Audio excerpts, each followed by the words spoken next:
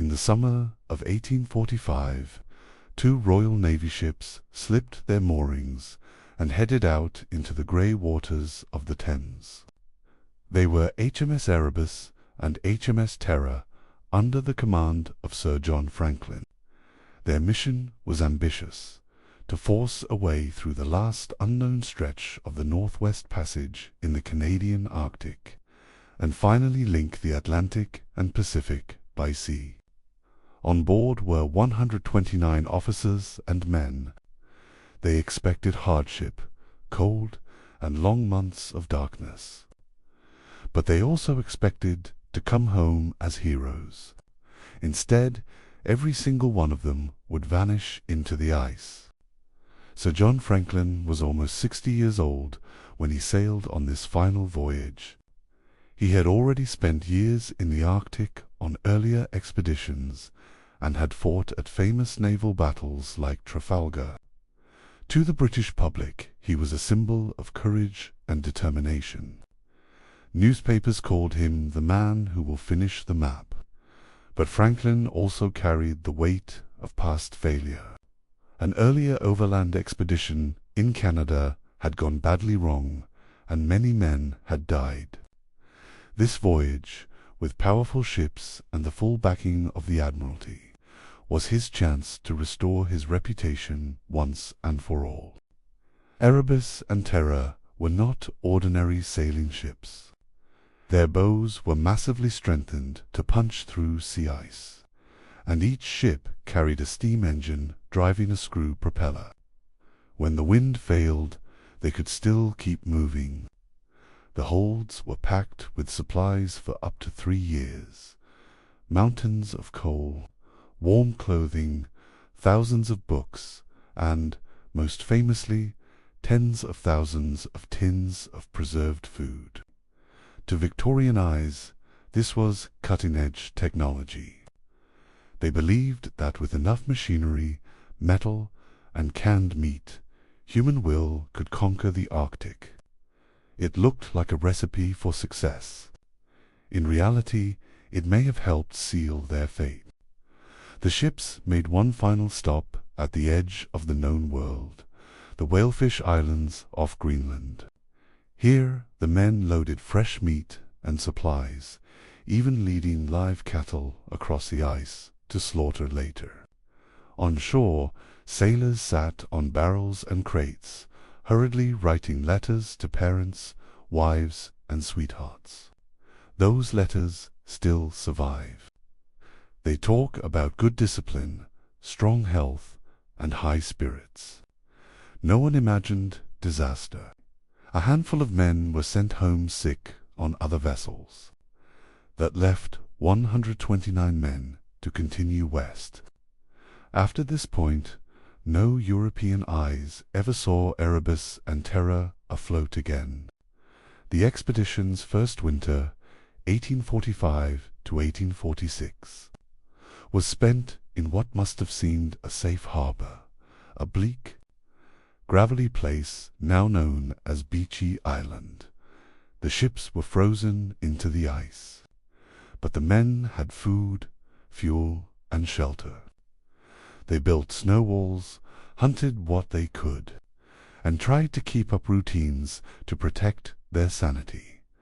Yet 3 young sailors died during that first winter and were buried side by side in the frozen ground. Their graves would lie untouched for more than a century. Silent markers of the first sign that something was already going wrong. When the ice finally loosened, Erebus and Terror pushed south, into narrower channels and deeper into danger. By September 1846, the ships were trapped again, this time off the coast of King William Island. The ice closed in around them and never fully released its grip.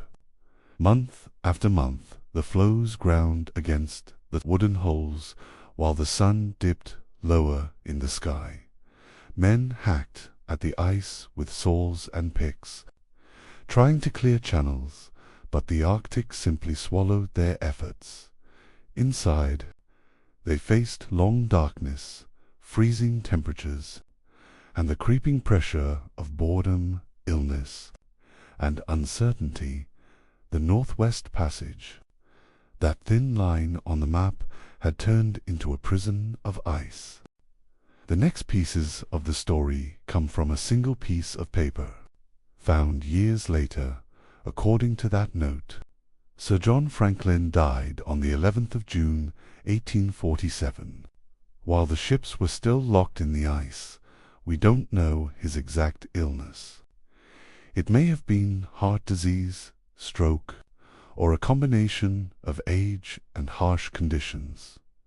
What we do know is that by the spring of 1848, at least 24 men were dead, including their commander. Leadership passed to Captain Francis Crozier of Terror and Captain James Fitzjames of Erebus. They now had to make a terrible decision: stay with the safety of the ships, or abandon them and try to walk to safety. In May 1847, before Franklin's death, the officers had placed a standard Admiralty form in a stone cairn on the coast of King William Island. It reported that all was well. The following year, someone returned, pulled out the same document, and scribbled a second message in the margins.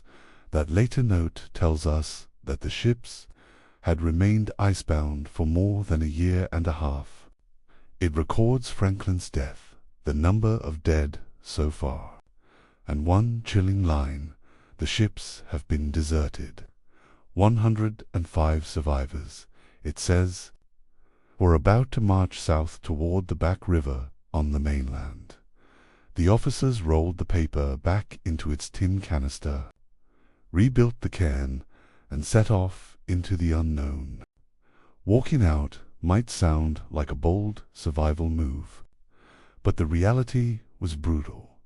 The men tried to drag heavy sledges and even small boats over a mixture of broken ice, snow, and bare rock.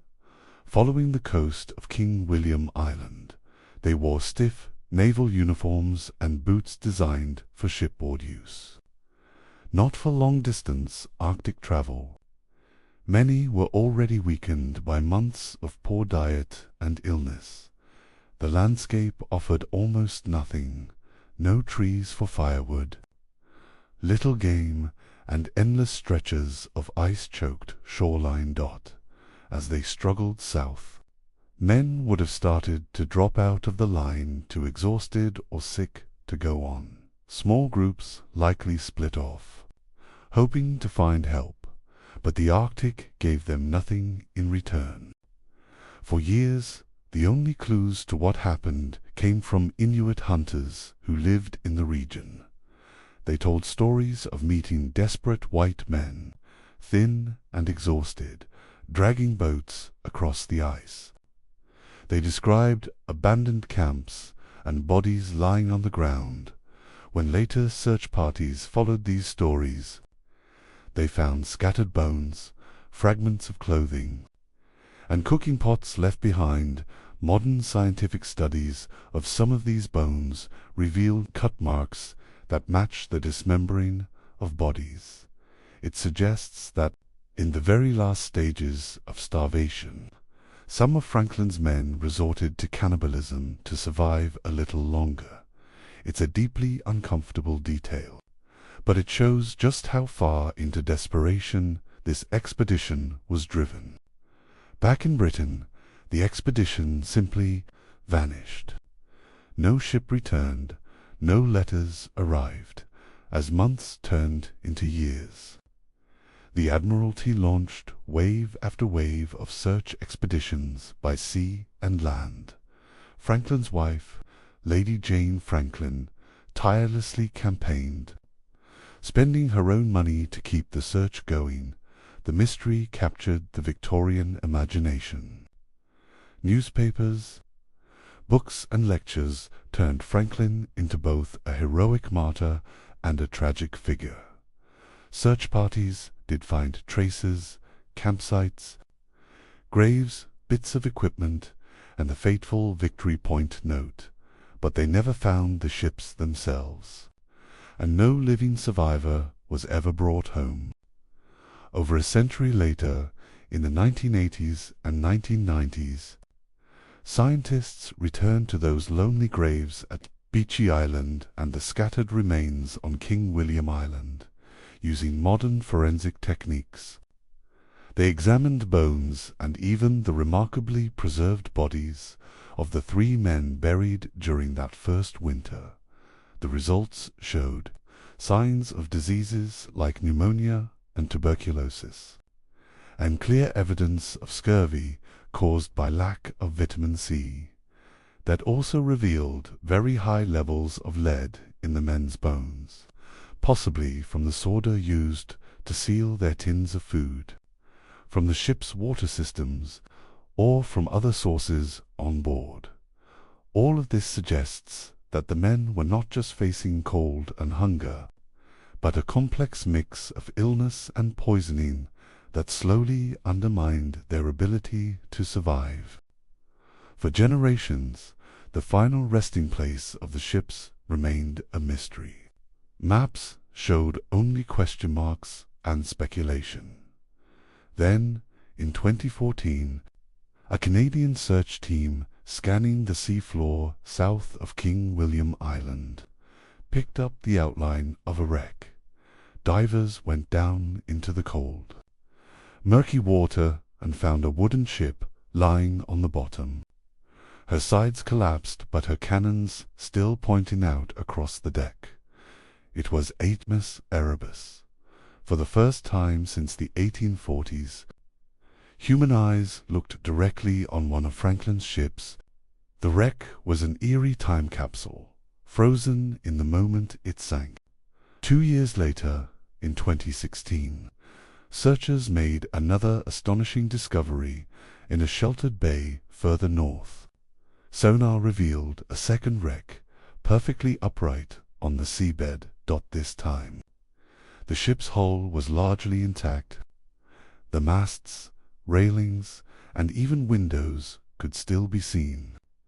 Inside, plates, tables, and other objects seemed to be almost exactly where the crew had left them.